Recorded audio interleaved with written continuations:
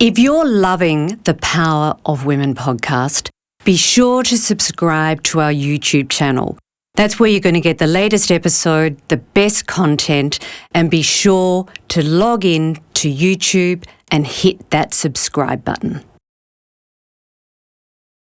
Hey, I'm Di Gillett, and this is the Power of Women podcast.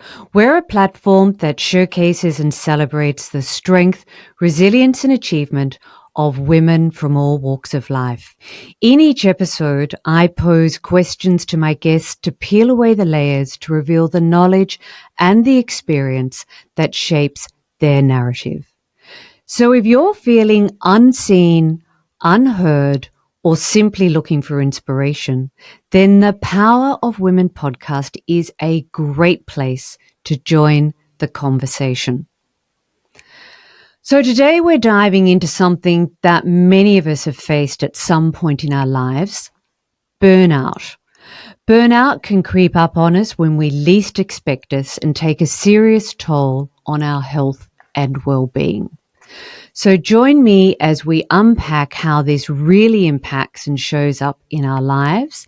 And joining me to do that, I have a guest in the studio.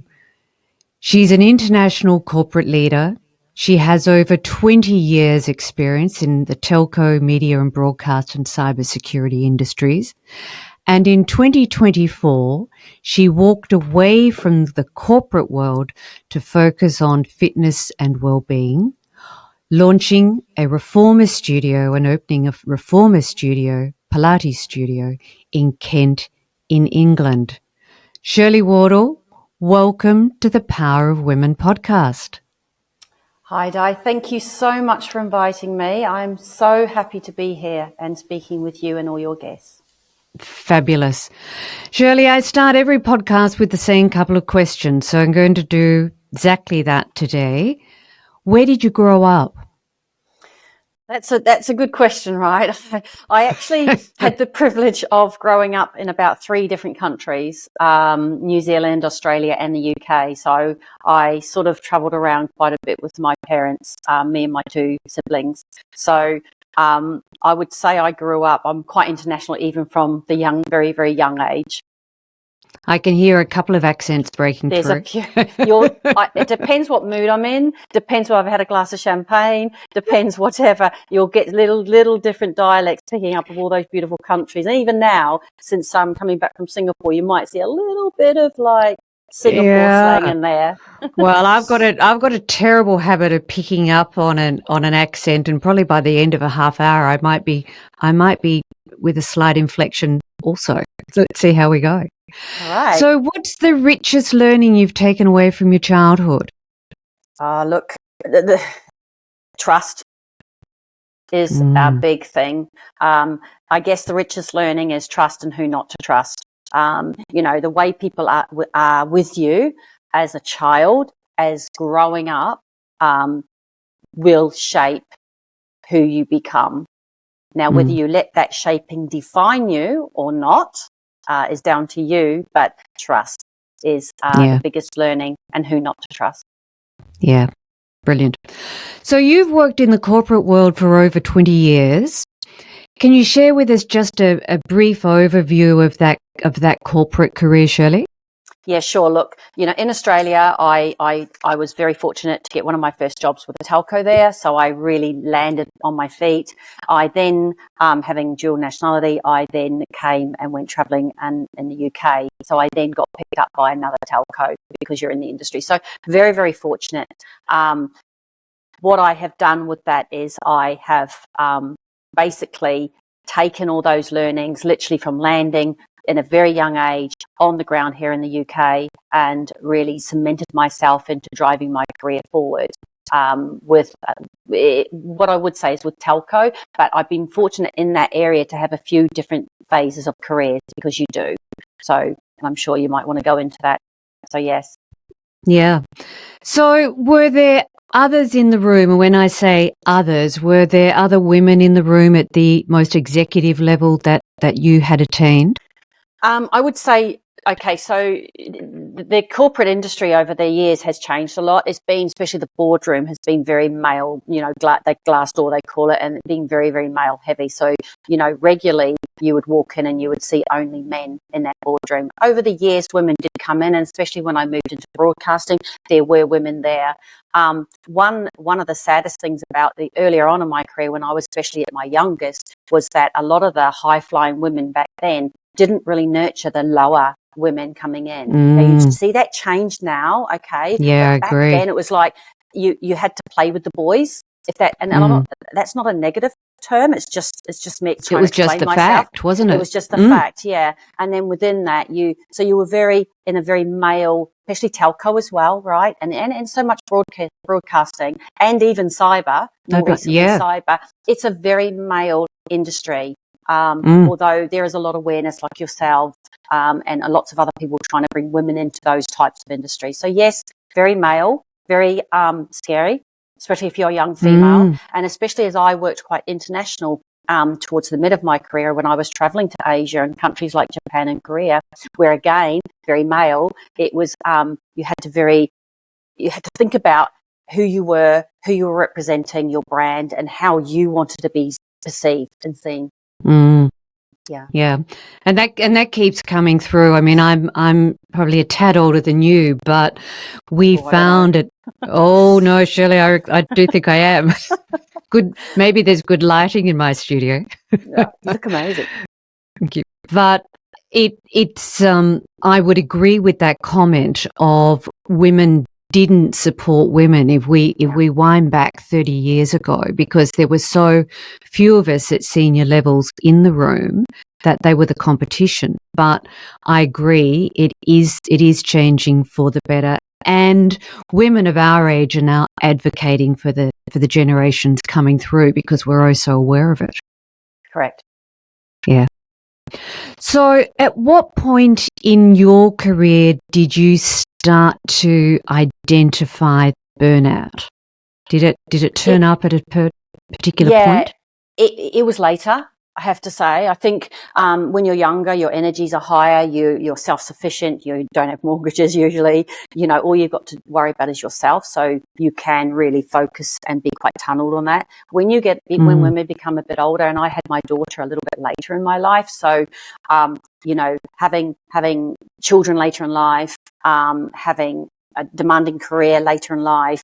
At the time, I also had taken my whole family from the UK to live in Singapore for me and my job. So again, I was trying to do that, but at the same time, coming home to boxes and trying to sort a house out, because quite frankly, men don't do that. As much as they try, they don't. And okay, so there's a lot of they don't do it double right. double dipping or moving things. And then really, really forging forward. And then COVID hit, right? So I would say up until about COVID, you're flying, right? The economy's flying, the world's flying, everybody's happy, people are traveling, people aren't questioning things like that. And then COVID hit, and it really, really was like a juggernaut hitting, individuals and the world. And you fell into a different rhythm where you worked a lot, because that was your interaction. You worked more.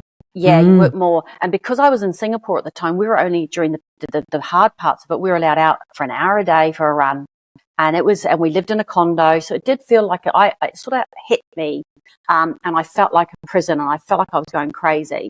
And I was. We did in Melbourne too. Yeah, exactly. So that was the start of it. And then don't forget, having a global role at the time, I was waking up very early with Australia. I was working through, if you think of the world, going through Australia, through Asia, right through the Middle East, down into the UK, and then I was going to bed with America, and I was exhausted. So not only was I affected through my sleep, I was wired because I was going to bed late and I wasn't down, decompressing after work. There was no time. Literally, you get off a call at 1 a.m, you go straight to bed and you're up at 6, sort of thing, or even earlier. So my cortisone levels were high. I was hitting that age where my hormones were going a bit weird, and I didn't know what was going on with myself. I was retaining a bit of weight because you're not eating, you're not sleeping right, your gut health's not right, you're not drinking enough water. All these things that women go through at various stages of their life. And And then there was pressure at work wanting to, do I go back to the UK? Don't I go back to the UK? My daughter was just starting year 12. So it hit me. And the realization, what I would say, and I've talked to a lot of women out there, it really hit me quite hard because my daughter, I was on a call, my daughter walked in from a dance class. She's a dancer, she's a ballerina, so that's another story. She was so excited and she literally opened my office door and I put my hand up to stop her from talking. So I could carry on with the call in front of me. And it actually makes me feel sad. It brings tears to my eyes that I actually did that. You know what I mean? To one of the most important person in my life outside of my husband. So everything was out of balance.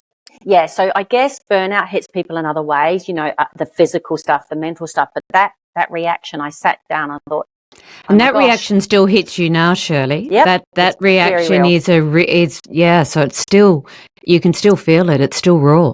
Very, very real. And I'm sure there are a lot of women out there and men, right, that they just get on this treadmill and they let this stuff go, and you're told the right things from your industry. Keep going. We've got you. We'll support you. Don't worry. The reality is, and I'm sorry, it's a very real reality, is their words don't match actions. And then also, dare I say, that M word for woman. Well, I was just about to say, companies they don't support you. I'm sorry. They don't even recognize it. Yeah. They don't. They don't recognize that maybe you're a little bit tired or you're a little bit not right or you're whatever it is you are, right? So then you come to things like this, the power of women. You come to your little units. You come to your things like that, because being a woman is you feel safer in those units. You get to talk about it and you get to mull over and work through what you need to work through. Yeah. And I mean, you came to the M word as I was just about to phrase it, because I don't believe in it, by the way. It's an figment of our imagination. Well, I'm almost out the other end, so it's not a figment, but it's it in my world it wasn't such a beast, but I know in other people's worlds that it is. But there is certainly a way out the other end. But the fact that it's not on the table in organisations as a recognised point in time in women's lives, which is typically when we're at our most senior, is a problem. And I've had that conversation numerous times on this podcast, and in fact I've posted a thought leadership piece about it only in the last couple of weeks, and it's got to be discussed. It's got to be recognised, and it is as problematic as not understanding women with the responsibility of children. It's up there, and it is a factor of burnout. So, coming back to really what we're going to talk about, it is a factor. It is. Yeah. It took a lot to get over that little, or that lull, whatever we want to call it, right? That hump or that lull. It took me a lot. It took every ounce of my strength and a lot of crying and a lot of soul searching and a lot of affirmations and a lot of chatting with my husband, who I have to say is the most amazing person in the world, has supported me endlessly through every journey. And, it's been me that's done a lot of the driving, taken us to Singapore, taken us on the direction of this new business, new industry. But it takes a team to make it work. It does. So, yes. Yeah. So you recognise that menopause did play a role in your burnout. The world clock that you were working on and across, anybody who's worked in the international arena understands that it's more challenging. I think it's more challenging for us women because of all the additional responsibilities that we've got. And God forbid if we show up looking half prepared and not our pristine best, and that takes probably more time in the morning than it does for the guys. So we need how many more hours in our day just to get everything done. But how did the internal pressures that you placed on yourself show up in terms of your own work-life balance? You've touched on some of it, but could you give us some more detail? Yeah, look, I made a very quick decision to, well, look, it wasn't quick, but it was, once you make the decision, it's a quick process, right? So I made the decision to step back after doing a global role. And at the time we were staying in Asia. So I wanted an Asia focused role. I wanted something that was, something that I could work in my time zone in, that I could then be there for my family and enjoy my life. So that happened.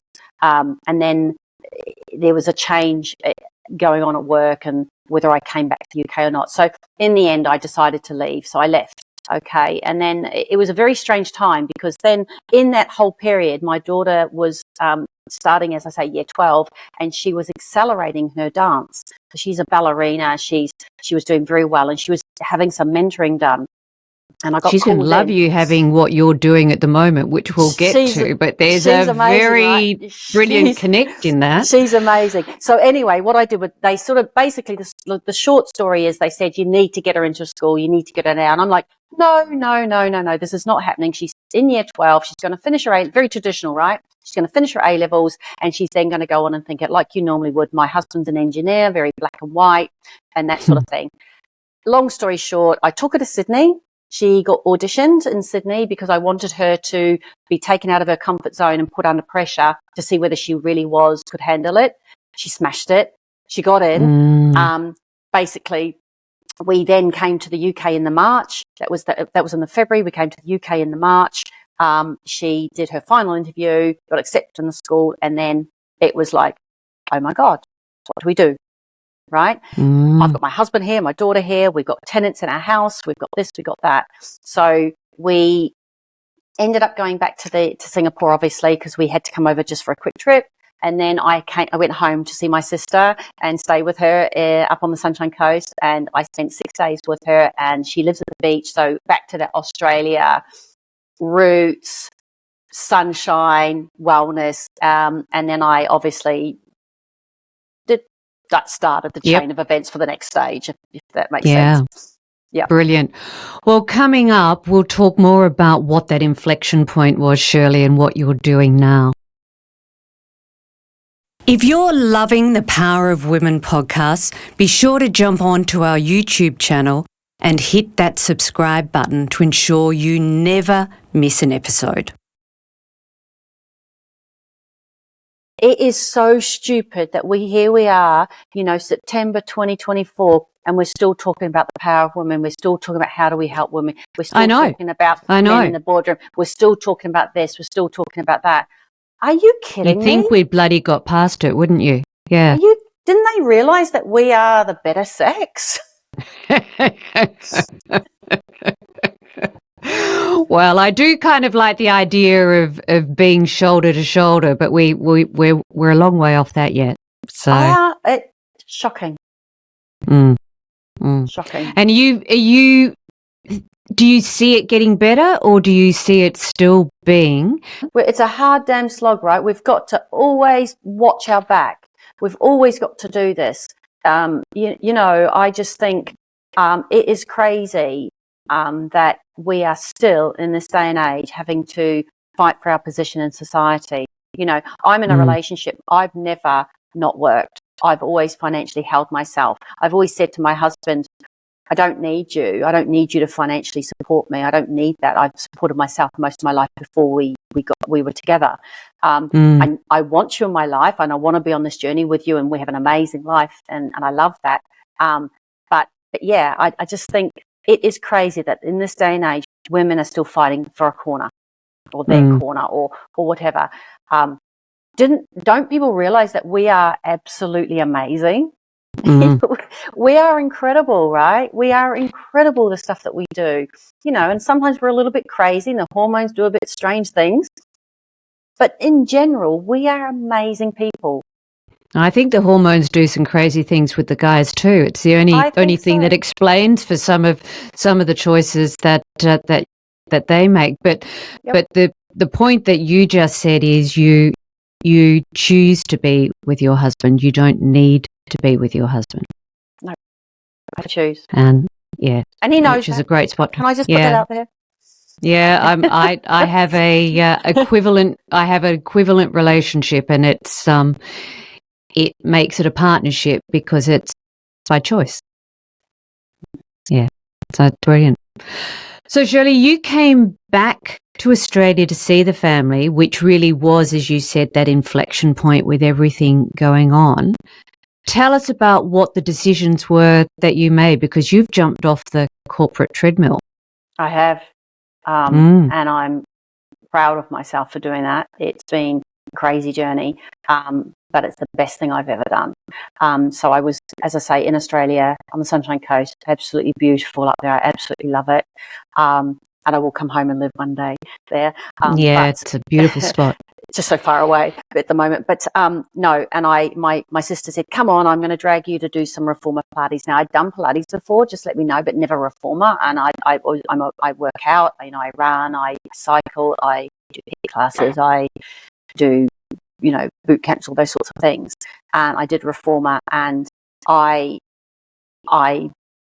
the franchise I did it with, I basically thought, oh my God, I'm actually really loving this. And on the plane back to Singapore, I literally got home, and because at the time I'd already said to him, as my daughter had got into this school, I went, I'm going, because she was 17. And I said, I'm not staying in Singapore. You stay, I'll go.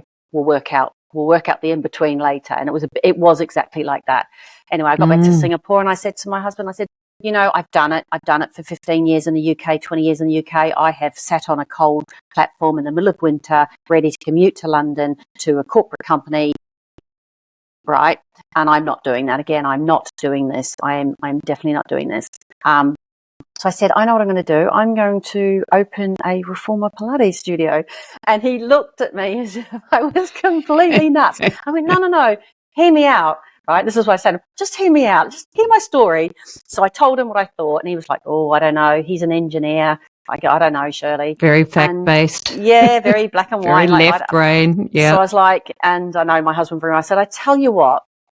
How about we just look at the business plan? Let's sit down, work on the business plan. If you think in that business plan it's got merit, would you support me? And he went, yeah, 100%. So that's what we did.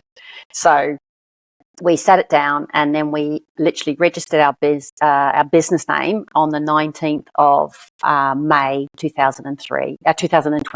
Sorry, and that's when the journey started. That journey, and then the transition back with Olivia and my daughter, and then everything else started.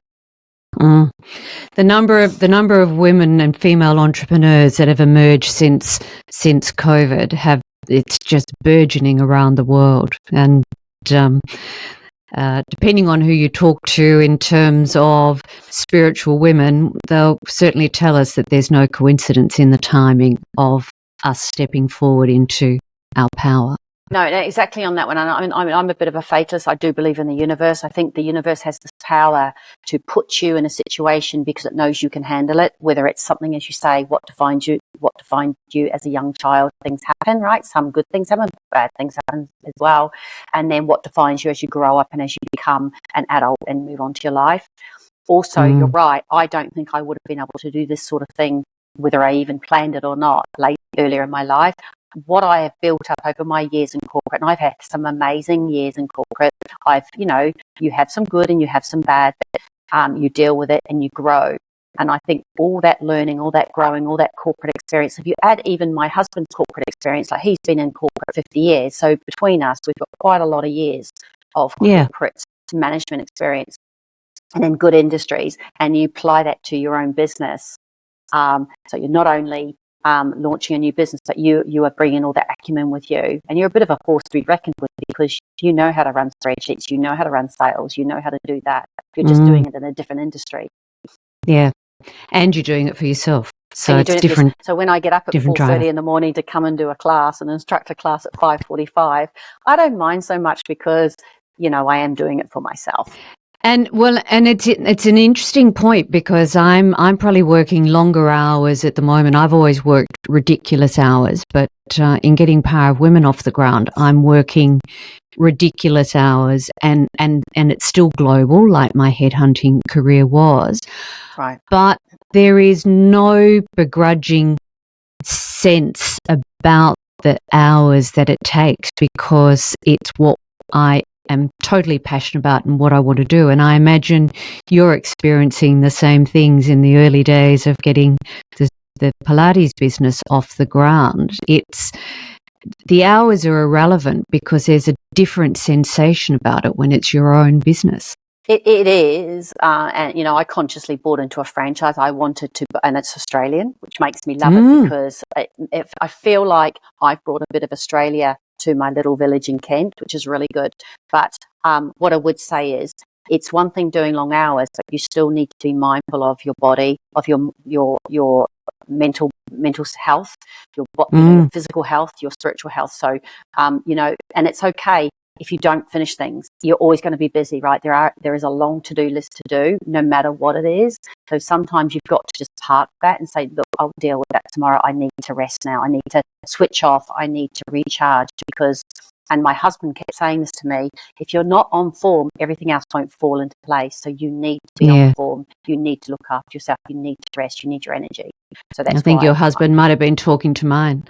That's why I'm drinking my elixir. It can be some energy.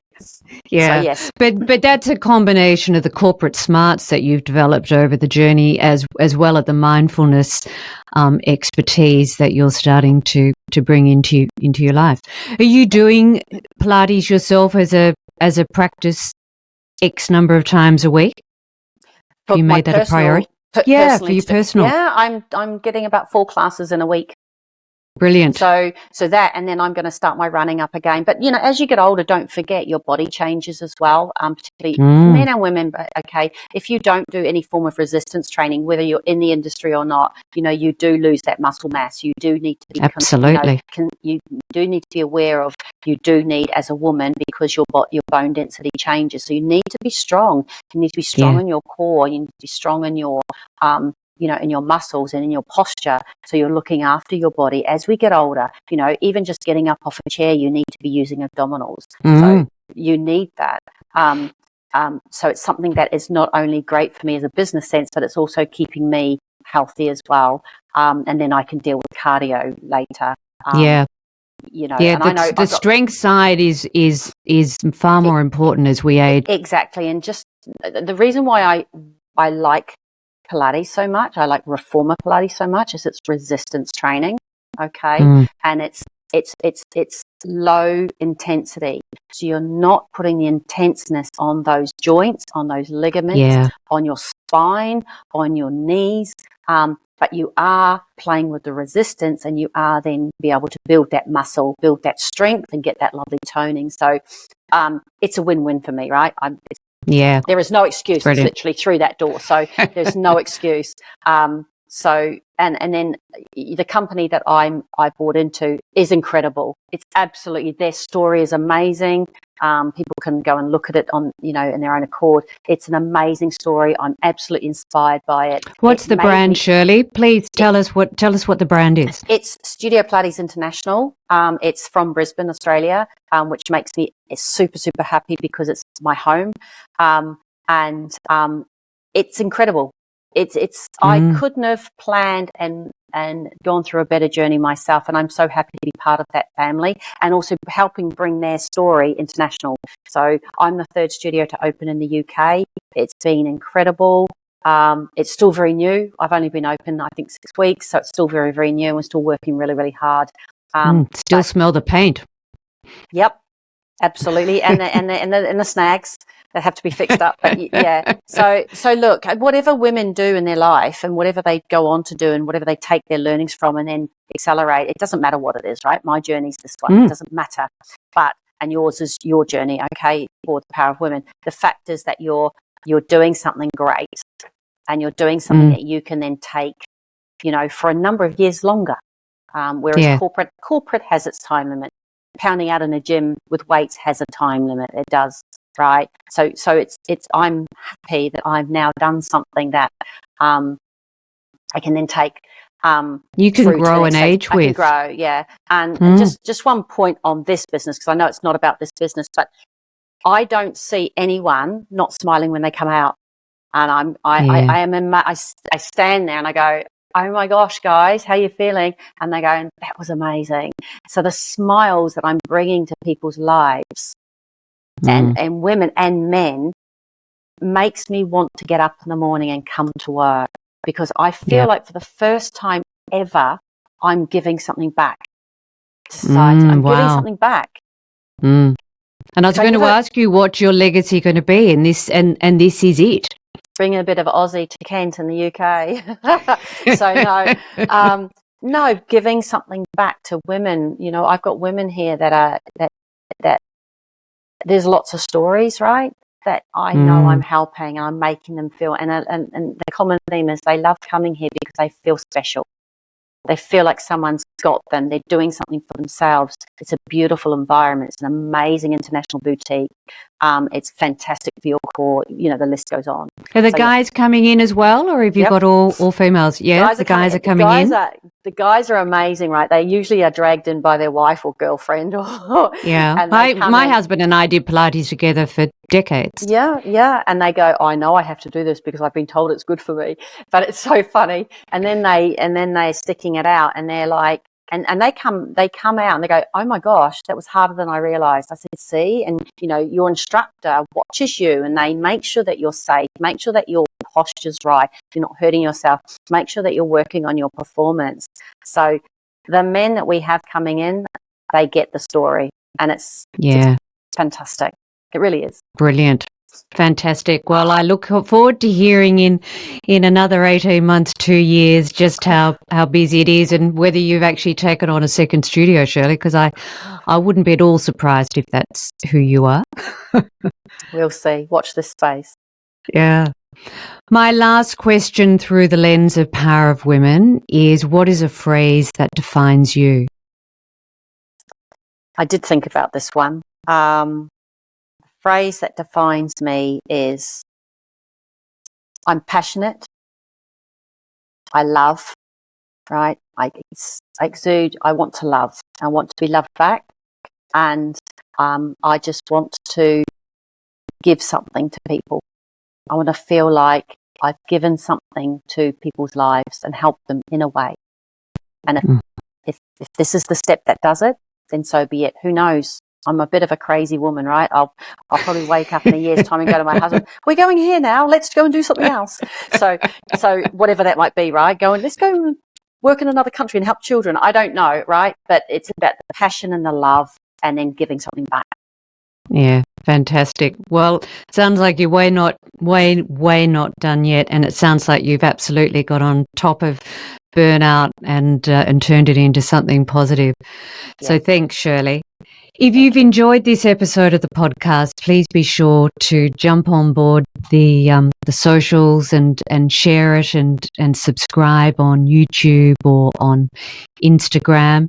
Shirley, where can we find your business if somebody in the UK is searching you to come and have a look-see at the studio? Yeah, sure. Look, you can go to Studio Pilates International. As I say, they're an international business, but I'm actually Studio Pilates Westmoreland. And that is in Kent in the UK, in England. It's sunny today, which is very nice, but beautiful. We are going into winter. So, yes, that's where you can find us. Yeah, fantastic. Well, thank you so much for joining us for another episode. Until next time.